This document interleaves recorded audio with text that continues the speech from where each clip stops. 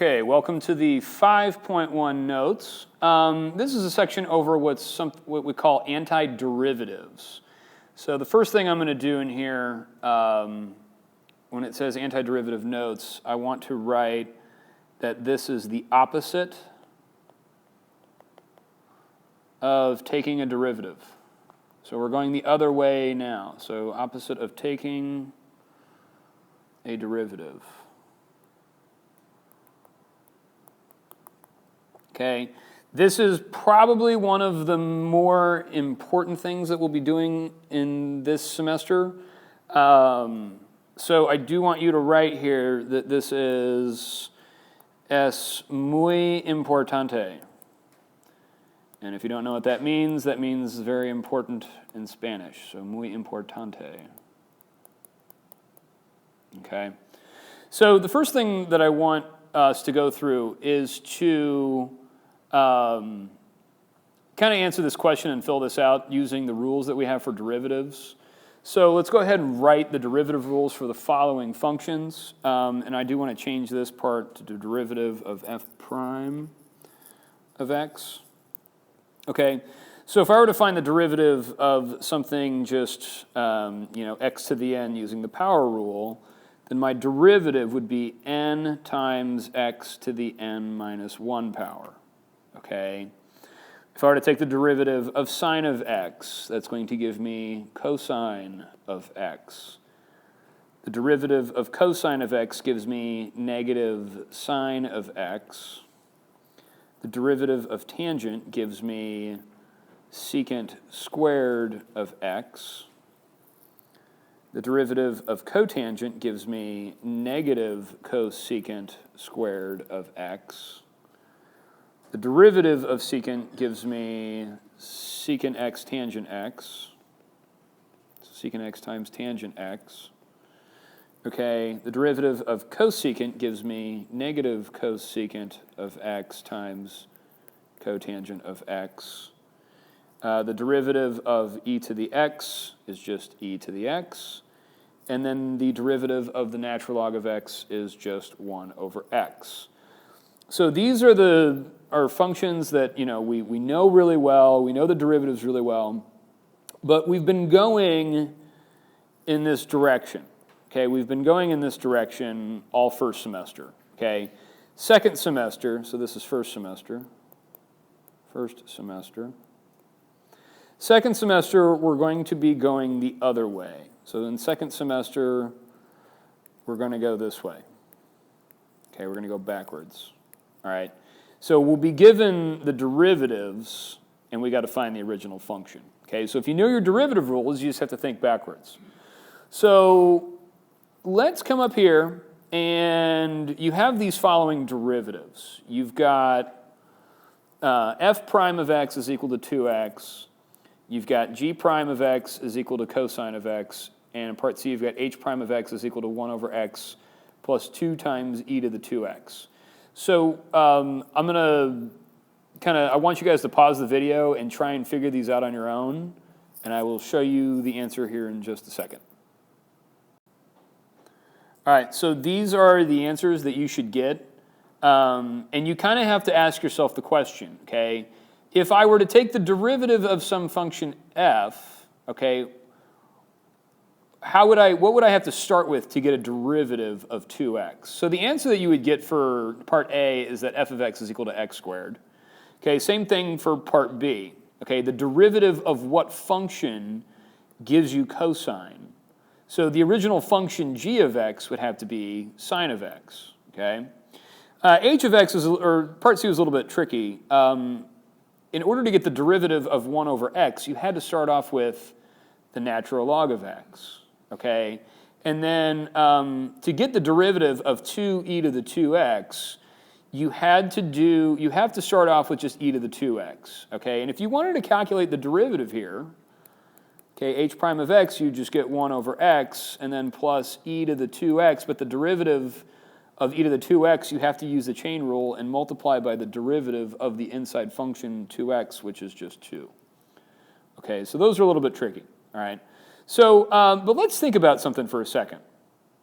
Okay, let's take a closer look at the derivative f prime of x is equal to 2x. And the question is, are there any other functions besides f of x equals x squared that have a derivative of 2x? Okay, so let's think about this for a second. So if f prime of x is equal to 2x, well then obviously we know that f of x, okay, our original function could be x squared. Okay, but then what about this? What if I had the derivative, say, x squared plus 3? Okay, if I found that derivative, if I found f prime here, wouldn't I also just get 2x plus 0, okay, which just gives me 2x? All right. What about another function? Let's say I have f of x is equal to x squared, say, minus 2. Okay, that 2 will give me a derivative of 2x. Now, the derivative of these constants is always going to be 0, okay? So I could have a whole number of original functions, okay, that will satisfy this. Okay, I could write f of x is equal to x squared plus, say, 100. Okay, the derivative of that, f prime of x, is still going to be 2x. All right, so all of these derivatives, okay, are the same, but all of these functions are different. Okay, they have this added constant to it, okay, this number on the side that when you take the derivative will always be 0. So, what we have to think of here is we have to think of the general form of our antiderivative. So our general form, general solution that we would want here is f of x would equal, okay, x squared plus some constant c. Okay, c is a number. Okay, and it's what you saw here, here, and here. It could be any number. It just depends on where the original graph is. But we have to do the plus c every single time that you take an antiderivative. You always have to add the c at the end because we have to account for some constant. Okay, so let's go ahead and take a look over here at this one. Okay, it says using intuition, find the antiderivative of f prime of x is equal to 3x squared. So if I have this information that f prime of x is equal to 3x squared, what could my original function be? What could f of x be? Okay, now you have to think about this for a second, all right? Now you probably already know that the antiderivative of this is going to be x cubed, okay? And the way that we would, get that is you have to say, okay, the derivative of what would give me 3x squared, okay? Remember, we're trying to just go backwards. And so you kind of automatically already know that, okay, I'm going to bring this 3 back up here, and then what was left as a result, okay? This is kind of an easy problem, okay? They're not always this easy, okay? But let's think about something.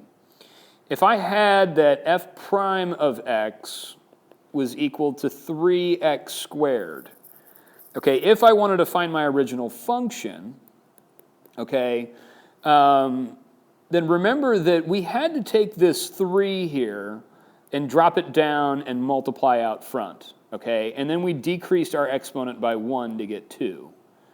All right, so we have to think about something. We have to start off with the number that we had, which was 3 times x. And what we want to do is we want to add 1 to our exponent, okay? So I'm going to put that we have 3x cubed. And then remember that we multiplied by 3, so we kind of want to just do the opposite. All right, and so I would actually divide this by 3. Okay, so f of x would equal just 1x, so 1 times x cubed. Okay, and you can always check to see if you're doing your antiderivatives correctly if you take the derivative and you get what you had started with. We drop the 3 down, multiply by x squared. So the rule of thumb, okay, so, the rule that we kind of think about is that we increase our exponent by 1 and divide by our new exponent. Divide by our new exponent. Okay? Now, let's go ahead and take a look at some notation that we have for antiderivatives.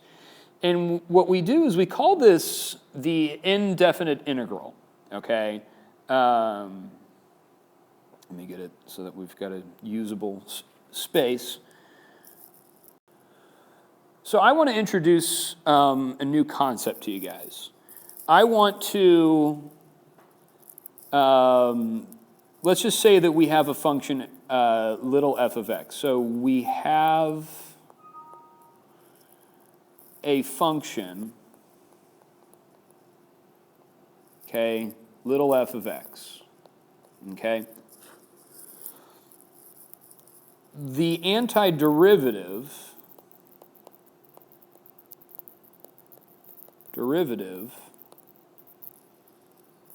is called big F of x, okay?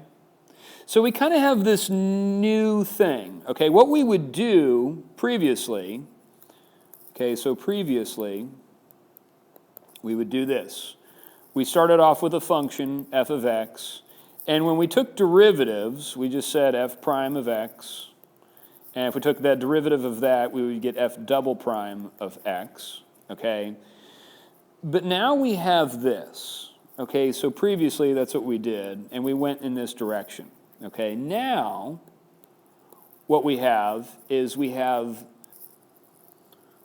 some function f of x, and we want to go this way, okay? We want to take the antiderivative. Then if we went backwards, we would get big F of x, okay? Now, this may be a little bit confusing, but if I take the derivative, okay, if I have f of x, big F of x, if I take the derivative of this function, if I take the derivative with respect to x, then that's going to give me big F prime of x, which is then equal to little f of x, okay? And this is all just a little bit of notation, okay? So what I wanted to talk about here was that we normally would, previously when we were introducing this idea, we were talking about starting with f prime and getting back to f, okay? But we need to be able to take the antiderivative of our original function f. And when I do that, I get big F of x, okay? But same thing, if I take the derivative of big F, that's going to give me little f, okay? And you can continue taking the derivatives and put f prime and f double prime, but the notation that we have to learn is that big F of x is our original function. If we take the derivative of that, we get f of x. Take the derivative of that, we get f prime of x. Take the derivative of that, we get f double prime of x, okay? So another thing that we have to talk about is the integral symbol, okay? And this is a brand new symbol that we're introducing to you, okay? So we have the integral symbol, okay? And that's this really skinny s, okay? And you may have seen this before, you may not have seen it. Maybe you saw it in the textbook and you were kind of got scared about it, and that's normal. But here's what I know, okay? This is the integral symbol. This is another verb. This means that we are taking the antiderivative. Derivative, okay? And I would be taking the antiderivative of some function, say f of x, and I have to put this little thing here, this little thing we call a differential dx, okay? So, let's just kind of talk about this. This symbol this is a verb. This means I'm taking the antiderivative. This is the function that we are taking the antiderivative of. And then this dx represents the variable that we're using, okay? Now, I do want to introduce this concept to you that when we do this, when we take the antiderivative of this function, okay, this is equal to big F of x, okay? And I'm going to start using this concept quite a bit. I'll be writing this equation a lot, okay? That if I wanted to find the antiderivative, big F of x given little f of x, then I'm just going to take the integral with respect to x, and that's going to give me my original function, okay? Now, we can think of this another way, okay? We could say that, let's say we have f prime of x, okay? If I wanted to find the antiderivative of that, then I would take the integral, okay? Take the antiderivative with respect to x, and that would give me little f of x, okay? And so you will see this notation, but I wanted to make sure I went over that with you guys. So I'm going to go ahead and stop this video. This is just part 1. You may want to rewatch this video because there's a lot of important information here. And a lot of the questions that you'll have in the next few weeks can be answered again if you watch this video. So I'm going to go ahead and pause it and stop it, and we'll see you soon. Thanks. Bye.